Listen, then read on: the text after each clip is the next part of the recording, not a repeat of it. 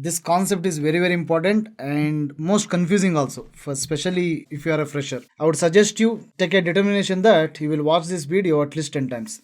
Now, what we are going to study here? We are going to study how to send an array as an input to a method. Say for example, I have one simple array here. Int array equal to, let's say, 1, 2, 3, 4, 5, 6, some value, fine. So I have an array here. Earlier, what I used to do, I used to write for loop or for each loop, let's say int num, to print the contents of the array. For the argument's sake, let's do this once. Java C arrays and methods. Java arrays and methods. I'm just taking unique classes for every example which I'm giving you, so that everything you can note down in notes with proper differences. So I have this array which I just created. I'm printing it. Assume tomorrow I will create an array which contains natural numbers, another array which contains random numbers, and if I want to print all of them, I need to write the for loop or while loop or any loops around more than 2-3 times, isn't it? But since we know methods already, remember, if you don't know the methods properly, please go back to methods chapter, learn and come back here, or else you don't understand anything here. Since we know methods, what we can do, we can separate this code to another method and we call as and when we need it. So we'll go to calculator, class calculator, to keep a cohesion. So what I'll do, I'll create a method here to print the contents of the array. So I'll say public static.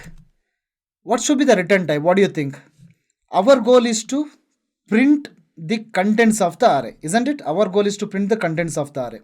So this method, which is going to print the contents of the array, what is going to return? Obviously, it's not going to return anything, isn't it? It's a void method. I always told you a method is like an API which accesses input, processes it, and return the output.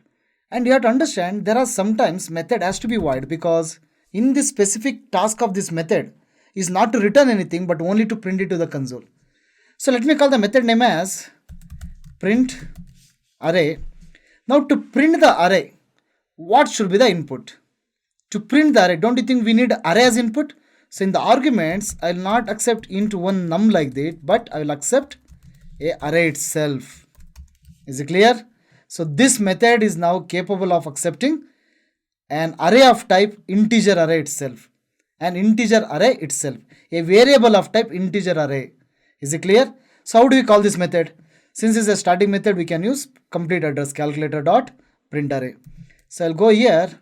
What I'll do, I'll say calculator dot print array.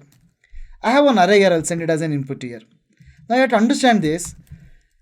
The variable name in the argument I given as array, not because I gave it as array here. They are two different variables. This variable is local to this method, the main method, and this variable is local to this method, print array.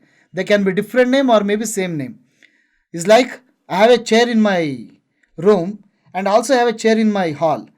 Because they both are chair, it doesn't mean that they both are same. A chair is local to a room and another chair is local to a hall. Is it clear? So now what I want to do is, since this array is going as an input there, this code I'll pick it up from here and I will move it inside here. So what are you doing in this method? Whatever the array is coming inside, using for each loop or enhance for loop, we are simply printing the contents of the array.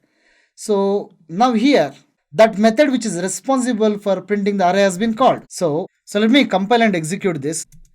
Arrays and methods dot Java arrays and methods. So we are able to get the contents of the array in the console. And here you see I am not saying calculator also, isn't it? So whether you say it or not, it doesn't make any difference. The reason is because that's the advantage you get when you keep the class name and file name same. When you keep the class name and file name same, when you compile a one class, if it has a dependency on another class, it will automatically compile. So if I say rm.star.class, that means all the class files gets deleted. In Windows, you can use del star.class in case of Windows.